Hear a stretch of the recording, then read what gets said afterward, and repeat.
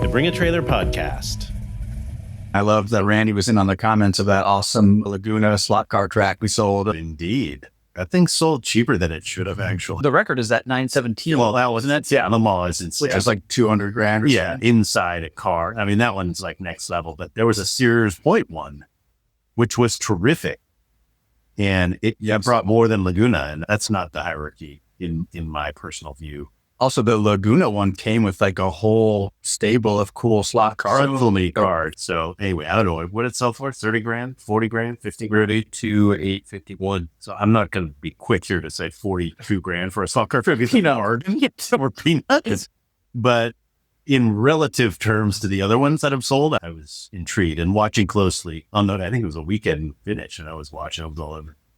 Don't you think? So what if there was a Road America track? Does that take the cake? Because Road America, the thing up, You know how big the layout is? I was just thinking that Nürburgring slap car track. It probably is an actual mile. It's a quarter acre. that's one of those ones that you have to do like a model train guy where you build your whole garage into it. You know, your whole house becomes the layout. You have to do a track walk before you put your cars in there.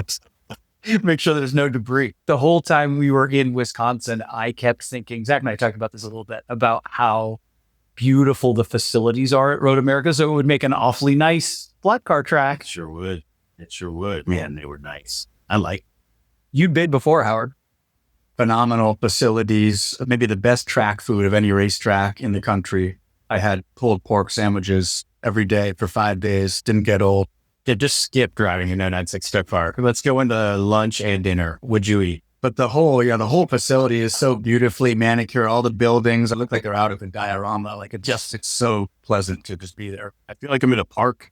It really hit. Like when we were waiting for the race car parade, kids were playing soccer in the parking lot because the grass is so nice in the parking lot that it's like a soccer field.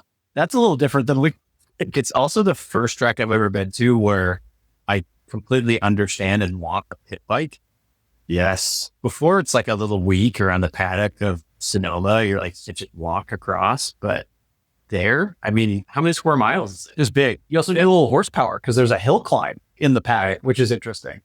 It was far to get from point A to point B, but riding around, it was great. You had that experience. You rode a lot on that. It was not Grand. Yeah, they're all over the place. Did you see that thing when you were there? No, I didn't. No. Are you close enough at 12 o'clock? Yeah, I came over to the events and stuff. I mean, you're shaking your head. You're an actual motorcycle person. So I'm like flubbing all the shifts and stuff, but I'm very pit bike qualified. So that worked. Groms are awesome because they have a clutch. I'll probably offend someone and say this, but it's basically a scooter. But with the clutch, oh, awesome. I didn't know you knew how to ride a motorcycle, Randy. I mean, adequately to shift the gears, but I'm, again, not a real rider, but pit bike style, I can get by.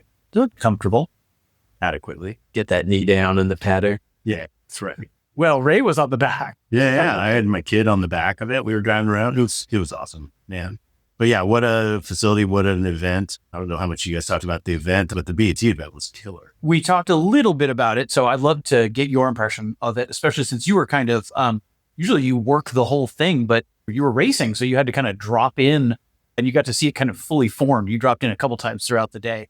So you tell us what your impression was. I thought it was amazing too. Yeah, Howard and I were both doing that, right? We were kind of running around the track and had to be here at, 1:23 p.m. to be at the green flag drop or whatever. The craziest part is it happens, like BAT's not going to take over that whole many acre facility. So we were over on the Go-Kart track, which was cool. Seemed like a cool spot. You got a good little view of the action, but the paddock was like on the opposite side of the hill. So I was doing this run back and forth with the tide sort of thing 3 times. I came over the event like 3 or 4 different times. And it was super cool how full it was with all the cars and everybody getting in and the Pennzoil activation and the racing that was going on at that time. So yeah, I was certainly spoiled because I showed it and it was all set up. You guys did all the work of setting it up, but it was terrific. It seemed like it was very full and everybody was so happy. People were like, when are you coming back? It was one of those type of events. When are you coming back? When are you coming back? I was just impressed with Randy's ability between races to come over there, enjoy himself. You wouldn't even think you're there for a race weekend. You're so relaxed, Really so present. I'm making it up. It's like, for this whole thing, Howard was pretty serious. He was going about 40 mile an hour faster than me on the front straight. And maybe he had to focus a little more than I do. I was hobbyist on the other side of the hill. Well, I had 40 years of engine and tire technology up on you. So I should be going that much faster. I love the go-kart track layout. That could be like its own standalone facility in most places, but it's like nestled away way back in the Road America complex. My first time driving that track, like Randy, I had a pit crew taking care of me. The friend of ours put me in touch with. Those guys were great. So separate subject, I rolled into the track store to buy an event t-shirt, and who's posted up in the back? BS Lee. Oh, I saw him there. He was, yeah. And I thought he was like long gone. I was like, are you BS leaving? He's like, yeah. And I was like, wow. And he like did not care at all. He engaged me for a little bit. Then he was kind of like, so you're going to buy something or not? But he was an absolute great dude. He was selling, Last Open Road, Montezuma's Ferrari, wrote a bunch of other books I didn't know. But it was so cool to see him in the flesh. And probably most people listening do know who he is, but most folks under the age of 50 probably don't. I'm fired up about it. I just recently read Last Open Road. Road America featured prominently in it. Is it really? In its road racing days, like pre-circuit, right? Like driving, I think the main character drives a C-Type from New York on the roads out to race at Road America. Wow. Yeah, Elkhart Lake, I think is what they would call it there. But getting back to my little crew of people helping me with the car were awesome. What I thought was interesting was these folks that have these race shops, and a lot of them are crew members or pro teams. Like my guy runs Joe's Garage. Shout out to Joe Donovan. Awesome dude. Great support for me. I loved your whole team. Like he's like the right front tire changer for the Mercedes AMG team in IMSA. And like he can change the right front tire in half a second. But he knows a lot about cars. He's a great wrench and he has his own shop and does track support. And I got linked up with him and he's awesome. And the dude's helping him. Like he's like the air jack guy for like the Ferrari team. Like it's just interesting. These guys, connection to motorsports, what they're doing. Do they just come together to do this, or those guys work at his shop? Are they his mechanics? They're full time for him, but then they also follow around the whatever teams are part of for the summer, all of the season. That's a beast. And have their very specific jobs jumping over the pit wall. It's crazy. What you were engaging them on something, Zach? What was it we were talking to them about when we were in the pits? It was great. Man, I'm trying to think what I was saying. Probably to see if they could change my own brake pad or just sit around or hire it out on for. But I love this Army Reserves model that they go on IMSA weekend and come back, work their day job, help a journeyman like you here. So helping me out was like total cakewalk for them, right? It's like, help me in. This guy doesn't mean anything, 2 sets of tires for the weekend. Like, this is easy. Hook up the window net. We'll see you in 30 minutes. Yeah. Swap your little propeller hat for your helmet, take a novelty lollipop out of your hands and the car. Yeah. Joe was driving a cool car that he says is going to be on BAT really soon. It's kind of an IROC tribute 911 race car. Yep. His Atari and American Spirit livery IROC car. Livery of all time. Yeah. And I was like, what's up with that? He was like, well, the guy was an engineer for Atari and loved smoking American Spirits. Yeah. It was a weird combo. He said that like I was supposed to kind of get it. And I was like, oh, okay, that worked.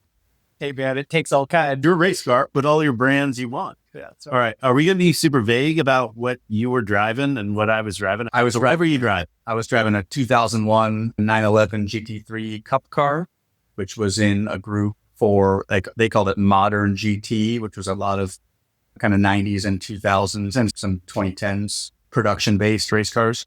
Up to 991 GT3s and E92 entries. Those were fast guys. Yep. And then there was a really new Camaro that was fast, like the newest Camaro. And then there's a 968 way in the back. That was the spray. That was the spray. You had a buddy in SX that was driving in that group. It was cool to see that on track. Yeah, I missed him. Unfortunately, his fender was off in the paddock. I think he had an incident. Yep. Our guy, Peter Cunningham, in that group, you were running with him a lot in his TSX race car, real time. Yep. He had his whole setup there. He had his yellow Integra Type R, which sold the following week. And yeah, he's awesome. I've met him a few times before. I got to spend some time with him. Had some on-track dicing with him, which was fun. Did you ask him if the result cheered him up after his loss to you?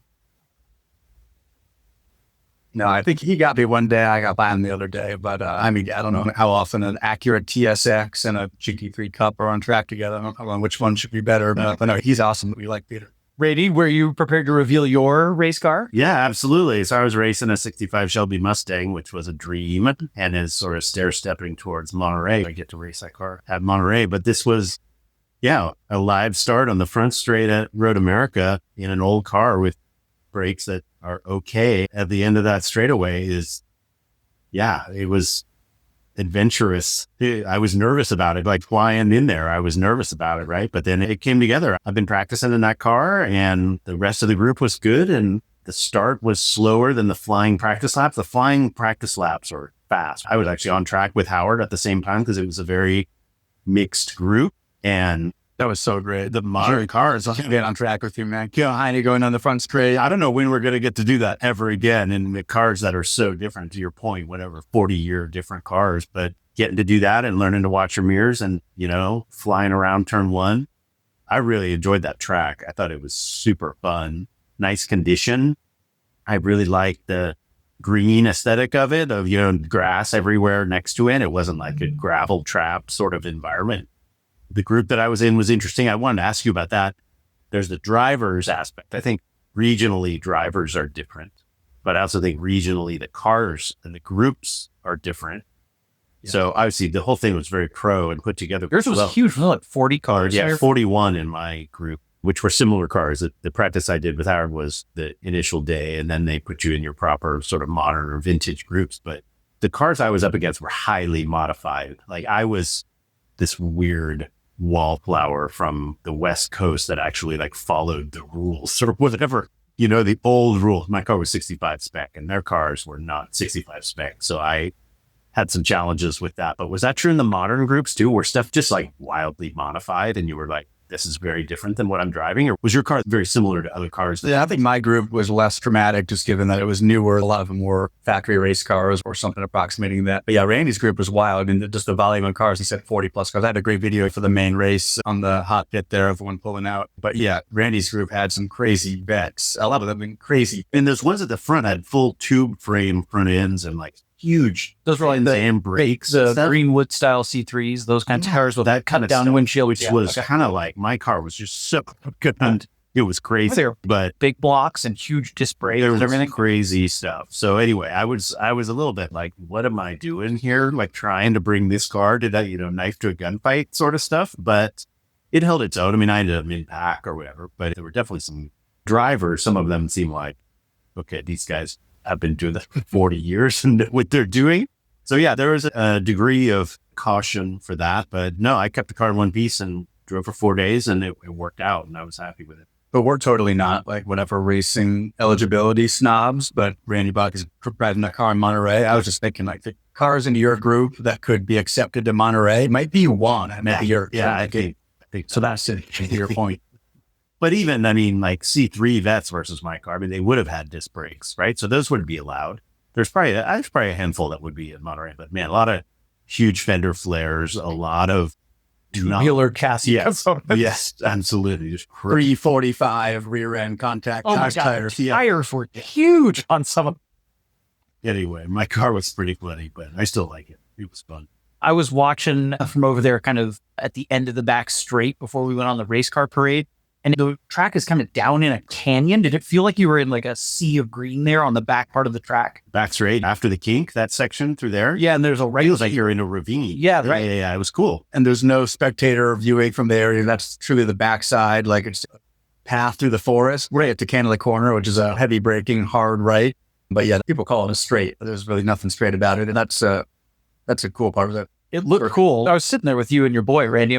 You're like 100 feet above the track when you're looking down on it. It was really quite dramatic. Yeah, it was super fun. That corner, there's a crash in that corner that shortened my final race. I don't know if you remember that. No. I'll send you guys a picture of the crumpled up yellow Camaro. Oh, yeah. That guy. Did you see that? I came after I had yellow flags. Yeah. And then it shortened the race by 3 laps, I think. But anyway, yeah, no, that's a great section. But again, the lushness of it is more like if you've been to the Nürburgring, that's what the Nürburgring is like in a lot of its sections. It's because it pours rain and then it goes full sun and then it all dries out and you get out and race. So we had some weather ups and downs, right? Like my Saturday morning session was rained out and then the afternoon one was hot and dry as a bone, right? So it just changes really fast. That's also different than West Coast activities. But I would go back. I would certainly go back to Road America and do BAT things and spectate. I would probably also go back and drive. Yeah. Maybe reanalyzing whether my car is the right car to have there, but people loved it. I mean, an American car out there, like people thought was super cool. And then we did the downtown parade. We're going to tell people about driving the cars on the streets for the downtown parade. You did that for you, Howard. Honestly, we should upload some of our in-car videos to the other podcast you and Zach did. But that was just such a special, truly unique event. The track is located about 1.5 miles from the little town of Elkhart Lake, which is a charming little Midwest town on a lake.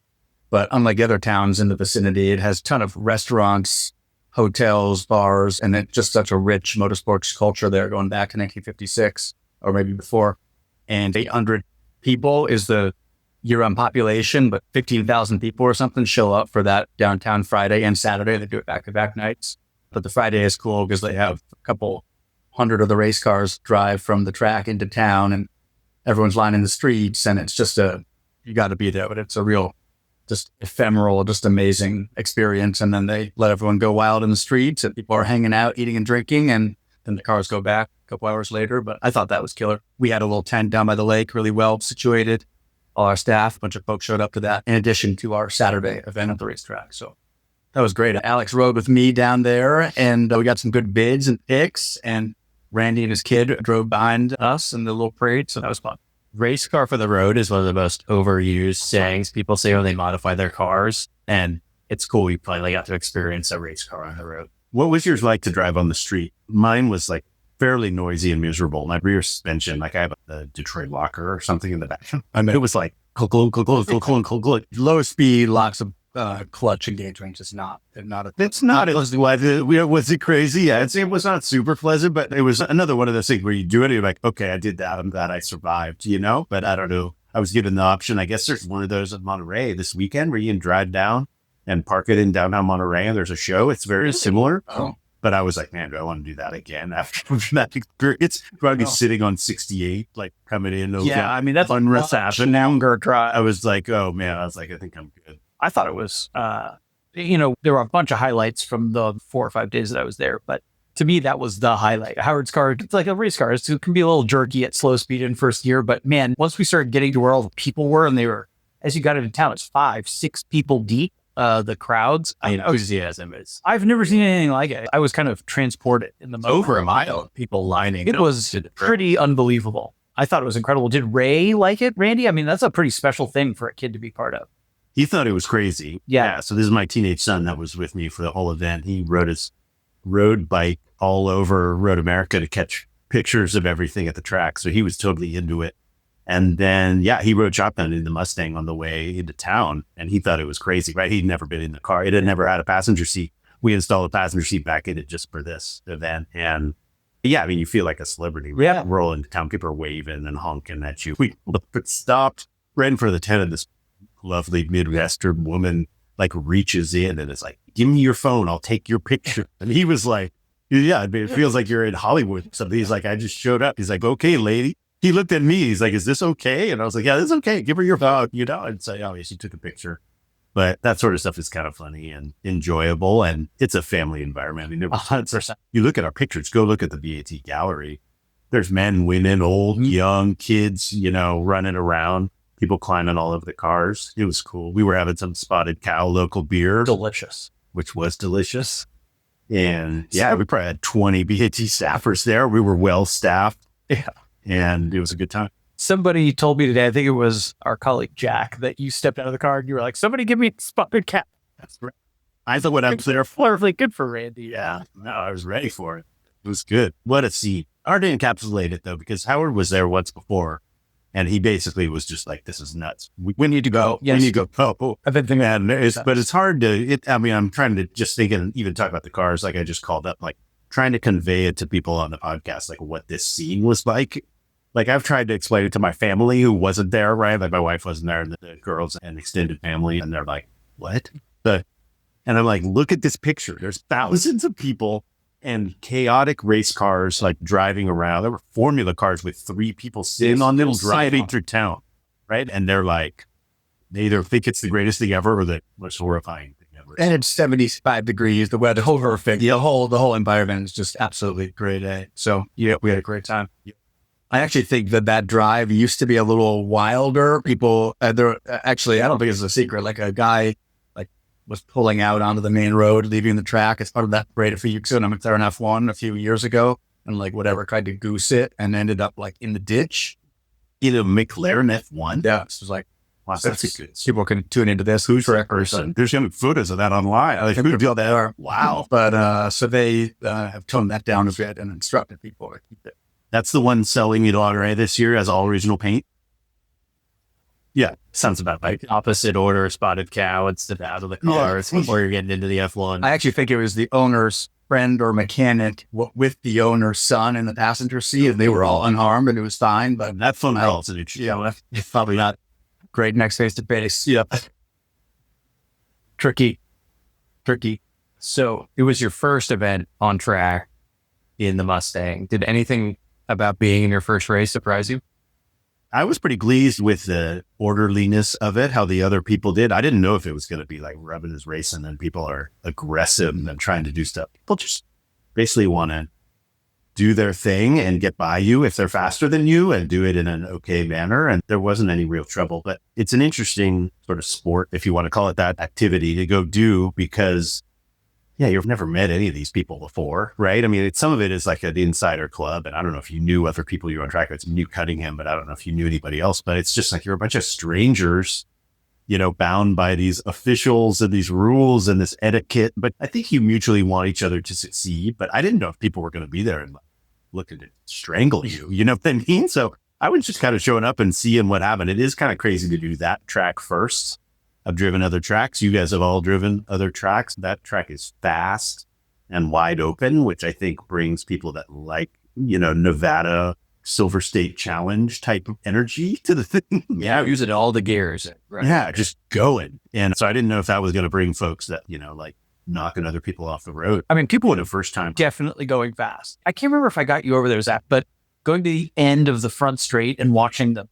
We were doing that together. Yes, that together. Whatever, like the fastest. That was a really fast Yes. group. And so I wanted you to go my group there, which is old cars. I don't think you would have been as shocked. But that Pratt Miller C7 ARC hauling down into turn one, I'm like, that is really fast. Howard was texting us that he's hacking out 6th gear in his car. In Laguna, you even tag out a 5th? What you don't get at all at our local tracks, Laguna and Sonoma, which you get all day at Road America, is just like flat out in top gear for a mile coming off of the fast corner. And then you hit the straight, which is, 7/10 of a mile long. Like it's a totally different ball game. So getting used to the speeds for me was definitely a learning curve. Did you end up liking going that fast? Yeah, day one, I thought it was plenty fast. You get a little used to it. But no, Randy did a phenomenal job. Honestly, man, like Thursday test day, you were out there, like brand new track, 80 cars, pretty new car for you. And like, that was a lot of sensory overload. And that was a lot of new for me, but I love that. I mean, I've always wanted to do this. And Zach asked what the sort of, shocking part is. The fact that your relationship with these other people and the variety of the cars and sometimes the variance in speed or like desire to win and just different stuff like that. You really put yourself out there, but it's really encouraging at how well run it is. Like the track was super well run, the pace cars, the flagging, all the stuff. They're super helpful. And it turns out, maybe I was too nervous or too skeptical, but like everybody else is pretty great to deal with. So I enjoyed it. I'm sure it's not always like that, but we'll see.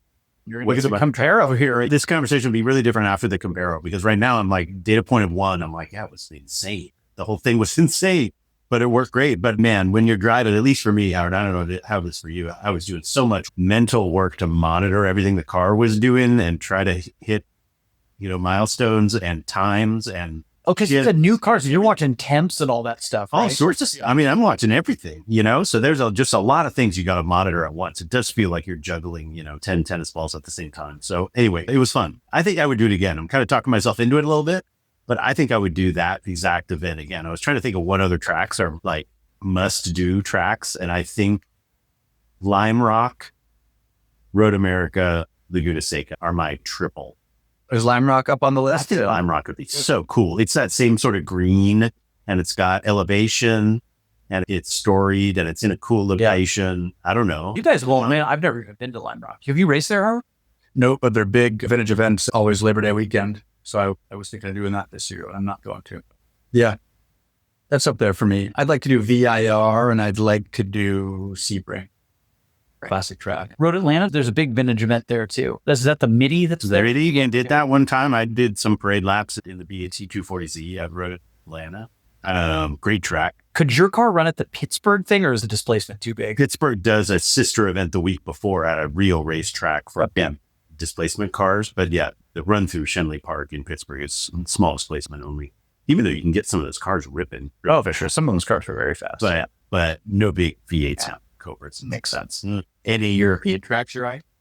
Not with my car. Again, it's so funny building these cars. And mine is like a West Coast car. It belongs at Laguna. And it unfortunately belongs at now gone events like Coronado Island. Totally, Coronado drama. My dad loved. I never went with that. I never went either. It was in the 90s, 2000. Yes. It was on the airfield, right? Yes. I looked at pictures and I dreamt of it and I thought it was cool. But yeah, all the West Coast vintage racers will run there and run a Wine Country Classic, as they used to call it, at Sears Point and Laguna Seca. And anyway, that's what my car, I like the historical nature of my car, but all these other tracks you guys mentioned, I think the Lime Rock one, we'd have to talk to those folks, is a little bit more either tolerant or restrictive to make it such that a car like mine, a West Coast car, actually makes sense there. But like the Watkins Glen event, like my car gets just smoked because all the cars are super fast and super modified and huge fender cutouts and stuff. That's not really my jam. It's interesting that there's like culture of the types of cars that go to the different tracks from vintage racing. That's very, very interesting. Howard, do you want to go back? Yes, no? Absolutely. Yeah, I loved it. I was there for 4 or 5 nights, a lot of track time, got to hang with you guys, have our event there added. A nice little special extra for me, not just having the driving my own car, but having the whole bring trailer flavor as well. That was great. So yeah, I'm a big fan of that track and our event, and yeah, definitely a yay for 2026 or another year. Great. Should we tease what's coming up? I mean, we already talked about it, but Randy, you're back in the car like day after tomorrow. Absolutely. It's amazing. We're back here in San Francisco, BAT headquarters. 4 of us in the room for the first time in a while. I can't remember the last time the 4 of us were sitting around the mics. Summertime, there's been a lot of movement. We've been all over the place. We kind of are coming back here for some Monterey times. Monterey, I think, is more competitive. People are gritting their teeth. They went all year for the Indy 500 of vintage racing. And you got to watch. I think some people will be like, oh, I need to pass Randy. There's going to be some of that. Oh, man. I thought compared to the wild mid of the Midwest, like these cars were all on skinny tires and drum brakes. I thought it was going to be easier to go, but maybe people are even crazier, huh? You can tell I'm talking through this whole podcast like I'm like the new guy, the rookie, which is a little crazy. But I mean, you got to do it somehow, right? And I've always dreamt of doing this, and I love how the car turned out. AutoWorks down in Arizona. We're happy to give a shout out to those guys, local partner. They also built the car, and it great pit support from those guys too. Amazing support, amazing team. Those guys are so capable. They kind of live the fantasy that you can go one man show it. You know, you bring your van and your flat trailer and do all this yourself. There's no. They were prepping your brake pads on the asphalt. What was that deal? It was their shoes for the drums. No, that was for front pads. Okay. Yeah. The brakes are the weak link on the car. So they got a lot of attention between every run group. And like, if you're a one man guy, are you going to have the capacity to do that? It's tough. One man show reminds me of one of your favorite racing stories that you tell, Alex, about the guy, I think it was Spec 7, that would refuel his own car. That series, did you ever see American Iron? It was a NASA series. It was like Fox bodies and like 3rd gen Camaros. And this guy ran his American Iron Fox body. It was all black in a 4-hour enduro that we were in. And he was his own fueler. By the way, this guy got 3rd place overall. He would pull into the pits, climb out, hoist the jug, back in, strap it, and go. Just a modern day Archie Scott Brown. I mean, nobody probably does that anymore. This is in like 2002. This is like over 20 years ago. That guy was amazing. And the 2 cars that were ahead of him were like prototype cars. So like this guy puts all an ass. I hope he's out there listening right now. He might be. I wonder where that guy. I mean, that is like such a baller move. I took it kind of for granted at the time, but the image is seared into my brain. American Iron is still around. Talk about like old school race classes. You remember Thunder Roadsters? Oh, like what, Cobra K cars? No, you got to look it up, man. Thunder Roadster. I thought that'd get a rise. It's vaguely familiar, but I don't remember. It kind of looks like an elongated sprint car, but for the track. The peak for that was like 1999. What was it called? Thunder Roadster? Vaguely familiar. The American Iron cars, those guys, you talk about rubbing, like there were just donuts up and down the side of every car. That was, no thank you. Pro 7 was dicey enough.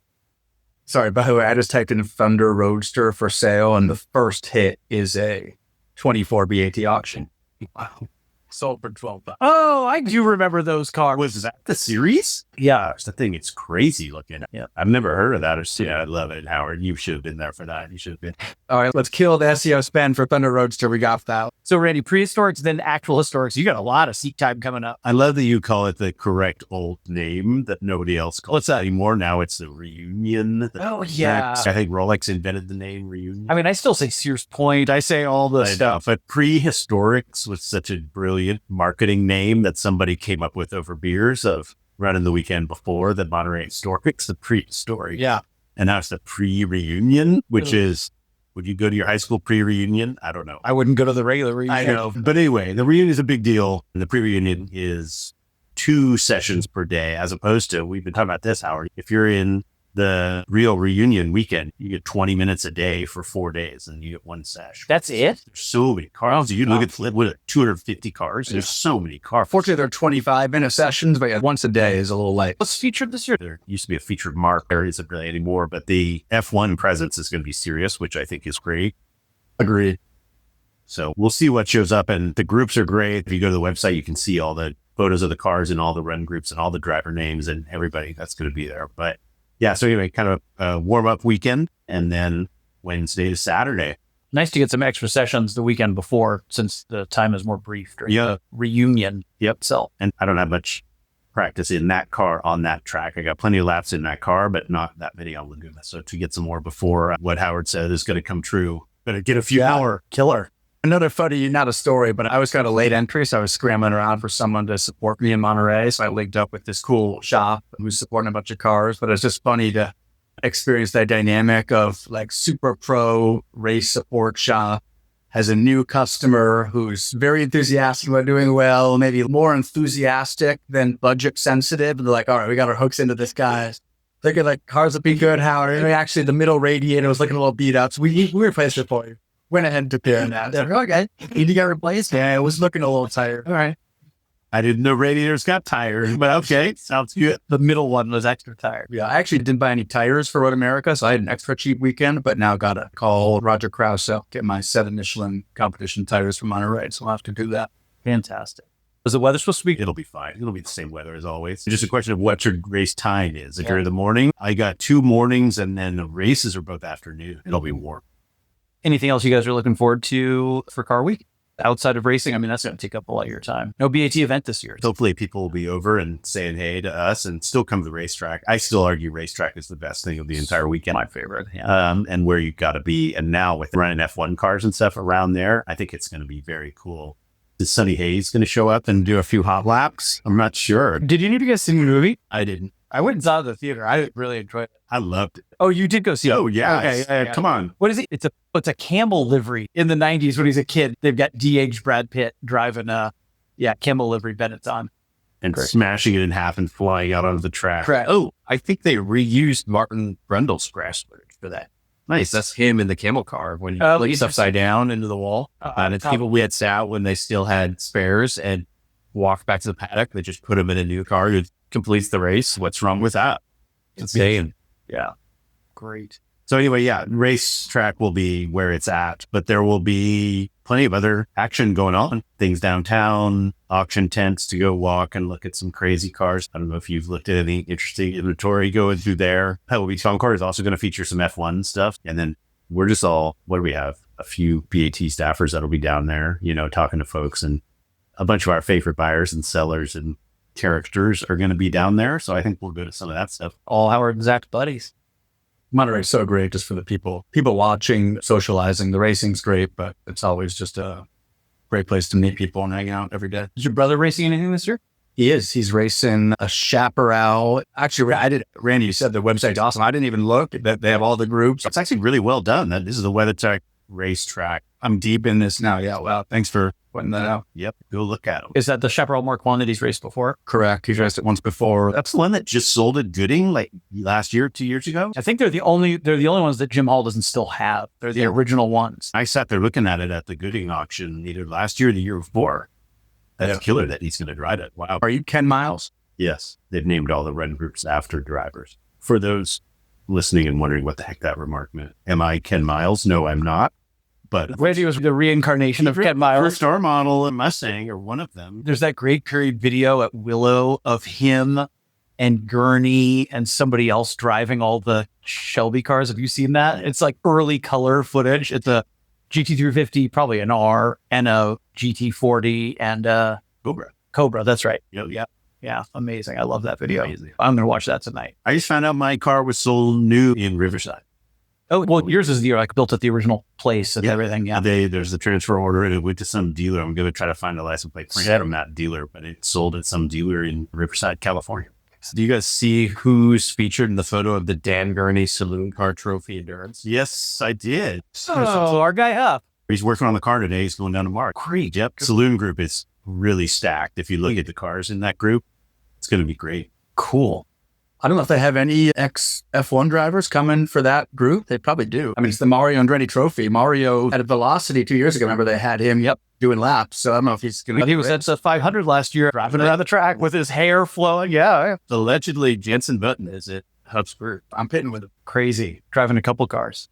Driving what in Huff's group? He's in a Steptoes.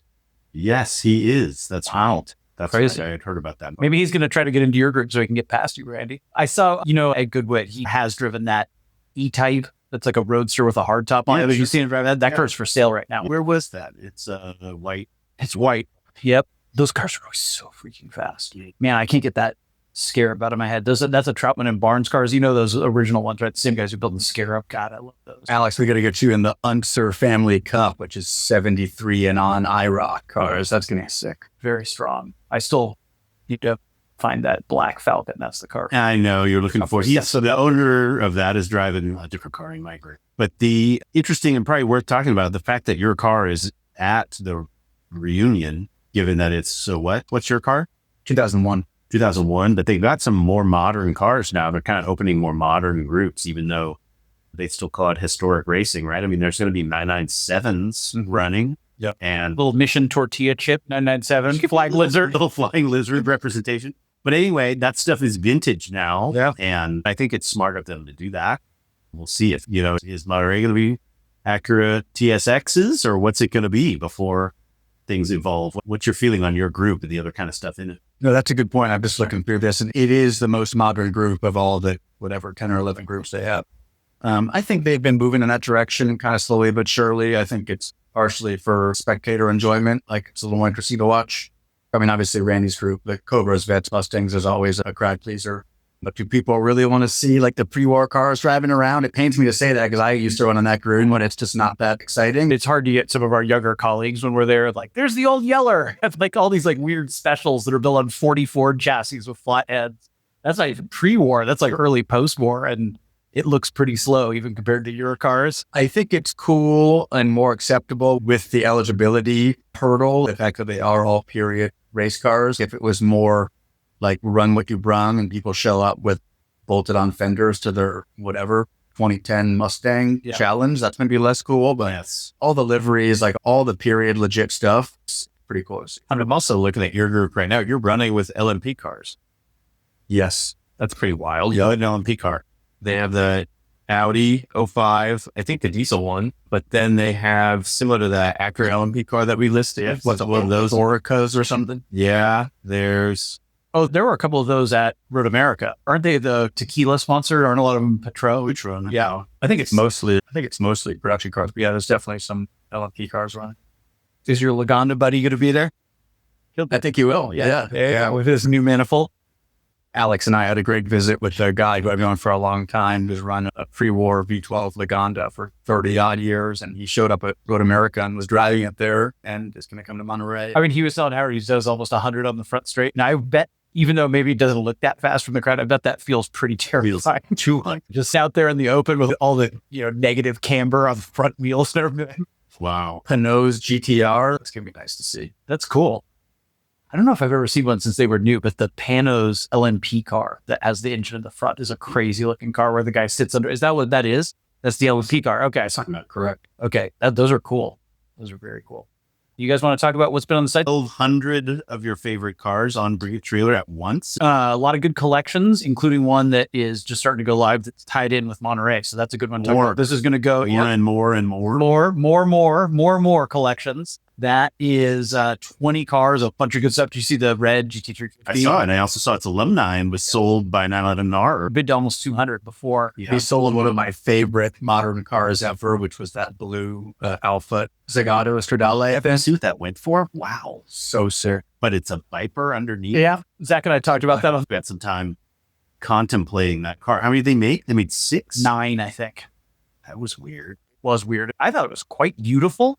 But yeah, as Zach pointed out, you open the door and it's all Viper. I think it's just stitched over the SRT on the seats, the Alfa Romeo in there. But the bodywork is unbelievable. No special leather for the Zagato. They were dyed, the ACR black leather to that orangey color. I like it a lot. But I think this is the, Zach, I don't know if you have the number. This is the 6th or maybe 7th Mohr collection. They do this every year for Monterey. Postcards from Monterey. I actually think they did a really nice job. Adam's notes are nice. The photos for each one. Each car has a corresponding postcard with a great photo and a little blurb from Adam and Steve. And they've really kept them in sets this year. You gonna stop by there? Yes. I mean, there's a lot of really good cars. I am following a couple of them. The GT350, they have a Sandcast 750 motorcycle that's kind of built like a cafe racer. It's really, really good looking. But do they have an $8,800 S2000 hardtop that sold last week? That was nuts. What was up about Zach? Was it color? It was OEM hardtops, man. They're discontinued. Yellow hardtop goes for $9,000. People buy them to paint them, I think, because they're so hard to find. Or is that what an S2000 used to be worth? $9,000. So that panics us. I think they're hard to find and I think they're expensive. If you want to jump on over to the Bring a Trailer subreddit, you can hear people complain about Bring a Trailer prices for the S2000 hardtops, but I think it's hard to find, right? Even before this one blew up at $9,000, they were $6,500 and going immediately. Miata hardtops are hard to find too because spec Miatas have sucked up all the hardtops. But the S2000 hardtop is steel and light and as a defroster, Yeah. there's no good aftermarket solution that actually seals it. correct. See, Zach, I knew you'd have the answer. There it is. So if you find them at $7,000, buy it all day. Howard, you should talk about your buddies over at Silver Arrow. They've got 2 fantastic collections live right now. They do, yeah. They're selling what we're calling a hypercar collection, and they had a LaFerrari in a crazy electric blue color. I was digging deep on the P1 they have. I didn't realize that was really sent back to the factory for a carbon fiber rebody, a cool dark green, just a really sick P1. I think it's like the second production car or something like that. It's a very early one, and then to Howard's point was redone. The 918 is the most interesting to me that it's factory unpainted. And the third is an 918 Spider that, as Zach pointed out, is factory unpainted, which I don't know if that was a option or like how much did Porsche charge for the unpainted? I think there was an unpainted car that set up Nürburgring time. And so this is like a Really? tribute to that, right? Like the lightest, simplest 918. I didn't know that. All 3 are amazing. But then he has another cool collection too. Yeah, true to form, he's kind of rounded it out. The other thing he has is a barn find Viper collection for first-gen Vipers, all of delivery miles. I think all with under like 30 miles. 2 RQ10s. I think one is a 92, so that should go nice. Yes, one's a really early one. And then A blue GTS, a couple of those. One pace car, one non-pace car. Like 24 miles or something. Yeah, or 44 miles or something. I still like those Vipers so much. The RT10, that's a really early car with like 20 miles on it is amazing. what's crazy is those 4 cars might sell in total for what you could have bought the TZ3 for. Totally. Right? That might be right there. Get one of those rebodied, Zach. Think about it. TZ 2.5. There you go. Huge amount of volume, Randy. Bunch of great sales. Anything on your watch list? The site is just stacked right. There's so much good stuff. Both the Gullwing and a Roadster 300 SL going through Yes. right now. No reserve. Yep. Just like so great. And I just do a little quick reminder to everybody that the fee on that car is $7,500, and we're going to go to Monterey and they're going to charge $400,000 fees on those deals. Correct. So that's different. We love sub 1% fees. I love it so much. Uh-huh. Did you see the Malibu Grand Prix racer? No, I didn't see that. You guys ever go to Malibu Grand Prix as a kid? Of course. Of course. All right. So King's cars, and they had the bigger horsepower adult this cars. is the adult card. Yeah. And I definitely drove in back in the day. And that's a super cool item sitting at $4,000. So I can get excited about a Gullwing or a Malibu Grand Prix. Oh, look at that. That's It's in great shape. It's on the East Coast. Did they have Malibu Grand Prix on the East Coast? I've never heard of Wait. No. Never heard of Malibu Grand Prix in your life? No, this is completely new. No, but they were out of LA. They started in like Pomona. No. Never seen this before. They're like go-karts made to look like Formula One cars. Make it out to Ridgecrest? No. We had the like little Scandia type go-karts. Yeah, like that's all. Bobby Grand Prix was like the empire of go-kart racing. Arrive and drive, you just show up and it was whatever. Every birthday party. Every single one. I would have my birthday party now there. Redwood City before it closed. After I lived in San Francisco, my wife drove a Malibu Grand Prix race car. Wow. Needed it. This is like proto K1, but outside. Is that the idea? Kind of? I mean, everything now is like electric and indoor. Yeah. And this like European style. This was like In-N-Out Burger meets a 76 station meets whatever. It's California and you're outside and it's all Amazing. it's just great. And it looked like little Grand Prix cars. It's cool. I did go with my buddy who was a drag racer when I was a teenager. We went to a place in Pomona that was close to the Pomona drag strip, and they had something like this. It was like a faster go-kart that you went on a little circuit. It even had curving on it. Yes. Okay, so maybe that was this. That was it. They also had dragsters there.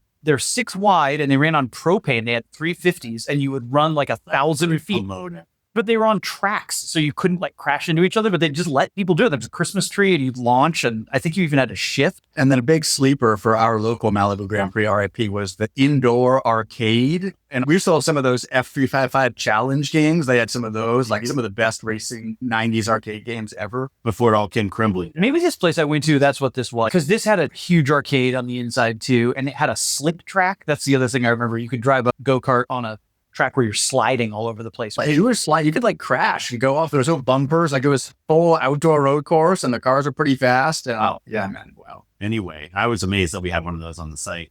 Zach, you're saying nothing. You ever do Malibu Grand Prix? Or No, I think I'm with Alex. I either missed my town or missed my eighth. Howard, the Seata that is live. Yes, also a Wob car. I was chatting with him in the lead up to that. I love those so much. Do you ever cross paths with that actual car? You know, the blue one that was always in the Bay Area on all your dad's events. Right. I always stared at that car as a kid. Yeah. This red one, no, but it's absolutely fantastic. And I think the first time we've ever listed it. I believe so. Amazing history on that car. And that's the narrow angle Fiat V8, right? We've talked about those Fiat 8Bs before. I think it's the same motor. Mm-hmm. Yep. Auto View engine. I think those were 5 speeds too, which considering that it's early 50s. Well, this one has had all varieties of engines, and then now it's sort of back to semi-regional specification. The Seata 208S, is that the proper thing to call it? Somebody in the comments was trying to say McQueen owned it and called it his baby Ferrari. I think maybe they were just trying to pump the bidding. Almost positive he had a Seata. If he had a Seata, this probably would have been it. It was white in period, wasn't it? This car was. Yes, yeah. I don't know if his was or not. I don't know. It's a pretty neat looking car right there. Very pretty car. None of you guys are going to care about this, but we have probably the best Cord 810, 812 sedan we've ever had. It's a Berline, which is the last of the Cord sedans. They're a little bigger in every dimension, and this one is the most desirable one. It's a supercharged car with a partition. So it's like a limousine, has like a roll-up window. There's only about 50 of them. And it is a very, very, very, very, very nice one, and was owned by the ACD president, Doug Prey, who I think is Glenn Prey's kid. So it's got good history. Man, I think the underside looked like that, but it was new. White LFA just gets no mention. I thought I just dropped into premium out of nowhere. It's a 14-year-old Toyota. Man, we've got a Porsche Super Cup 993. Oh, yeah. Randy started up on that one. Eyeballs. That was awesome. Great bikes. We've got a Bruff Superior and a Henderson 4 live. Bruffs are one of my favorite. It's our second Bruff. We got a Singer live. I've had a lot of amazing things live. Adams Polishes has a killer 930 Turbo live, maybe one of the best we've ever listed. 39,000 miles, late car, white with white foose. Perfection. Too much. We have that 32 Ford. My dad, big debate on whether it's a 4 1/4 stroke. Is it a 4 1/8 stroke? Like every hot rod. The hot rod category is vibrant. That 32 is very good. That's one of the best 32s we've ever had. 67 GT350, which is interesting. The green car with white stripes. It's an automatic. That's another one I'm watching. Mm-hmm. That's local. That's Bay Area. You know that? That's no, Irish West, isn't it? I didn't notice that. Yeah, I've been watching that. Classic Cars West. Shout out Mike Sarcona. Absolutely. Speaking of race cars that like you can run in some events, but not others, we sold that Bailey 917 for $200. Oh, yeah. Martini livery. What do they do if you buy that car for $200,000? What's the next move right after you win it? I mean, you can go enter that in HSR Classic Daytona, which is amazing. Terrifying. Fun. Okay. Oh, that's what you do. Cool. Oh, sorry. That's a different car. So we had 2 917 reps. We had one that had an LS, which is interesting, right? But you're talking about the one that has a actual Porsche flat 6 in it. Zach, RIP, we just sold a 2011 911 GTS Coupe, maybe the car that you owned for the shortest amount of time. Could be out there. Yeah, the variety of what's live right now is really blowing my mind. It's so much good stuff. I know, Randy, for you, a dozen cars on the watch list is probably nothing. That's like peanuts. But for me, that's like an average week. For me, that's quite a bit, honestly, because I'm usually just kind of clicking back on listings I'm looking at. I don't necessarily always watch stuff. So. How about a Jaguar parts collection of XK120, 140, 150, and XKE, interior and exterior, and mechanical and lighting and body panels? Start your Jaguar restoration shop. I can recite the entire description. XK's Unlimited. We should be bidding on that one. There's a solid low mile SVO on the site for you, Alex. Oh, gosh. Missed that one. Need to get there. Anyway, no shortage of amazing stuff. Like basically, you go to Monterey and you hang out at dinners discussing different BAT listings. That's what we'll basically be doing. Man, I'm excited for that. I also wish I was driving this SVO to Monterey. This is the color that my turbo coupe was. Zach, is there a more hit or miss car than a Coyote powered Bronco these days? Either bids to 280 or it bids to 104. I mean, we think they're so cool. Totally understand why people love them. But yeah, just in terms of thumbing through results, like those either do it or they come up way short. And there's some variances in the build beyond just the drivetrain. And I wish I could say it's like the really tasteful ones that always get the big bid, but that is the opposite of the truth. Nope. The value is determined by the mood of the day. Yes. What it is on those. It always blows me away, just the distribution of results on those, low to high and whatever. Like it's quite something. What I'm trying to wrap my mind around is how well 2021 Land Cruiser Heritage Editions are holding their value, and even cars with 20,000 miles are still selling for 115 grand. I just don't get it. There's some of them in production and kind of a cult following. There's amazing cars, all that stuff. But the Heritage Edition, whatever you call that, 200 series, like it's crazy. Man, but we sold a 100 series last week. Did you guys see this? Low mile, big dough. Low mileage, low-ish, 38,000 miles for 57 grand. And it was just sort of a base spec car, right? It's like, looks like the ones that sell for 12.5. Yeah, it's an 06, so it gets the 5-speed, a little better interior, but I think that makes the Heritage look almost like a buy. Oh, I got to ask our guy Cam about that. Maybe he's the resident modern SUV expert, but he's the resident winner on the competitions. Oh my God. I don't want to talk about that. It's too embarrassing. Her feelings in that corner. Did you see that? No. I'm actually really glad we had him on. Zach, you usually are the resident young guy, but finally we've got somebody younger than you. Now that I'm not young anymore. The support for his picks was he picked half my past garage. I know. C2S, the ICR. And then you don't get any credit for that, old dude. You don't get any credit for what you've done. Time for you to buy a 2010 or 2011 F-150 Raptor for 16.5. Yeah, maybe I'll shave my head and get a tribal tattoo while I'm at it. There you go. Get it. Metal militia. That's right. No, it's Kern County. That's Bakersfield, dude. Welcome. We are all over the map today. Excited going into Monterey weeks with you guys. We're going to have some fun down there. We should let people know. Find us in the paddock, or we'll be downtown a little bit. Maybe an In-N-Out Burger. I would love to spend each of the nights at In-N-Out Burger, seeing what cars roll in and out. I had a very enjoyable evening there for last year with the guys that ended up building my Mustang. Anyway, super fun. I was there. I think I took Brian Huber there last year, and the Koenigsegg Club showed up. They're like, eat Koenigsegg's in the In-N-Out parking lot, which was an interesting scene. Yikes. They'll be back. Someone needs to do a Monterey car week, cars parked in the handicap space. You got to finish your beer if you come across one of those. We should post photos of those. We're going to have fun. I'm excited about it. All right, guys, any parting shots? I don't think so. All right. This is fun. I miss doing this with you guys all in person. Thanks to all of you for listening. Please hit us with any feedback at podcast@bringatrailer.com, and we will catch you next time.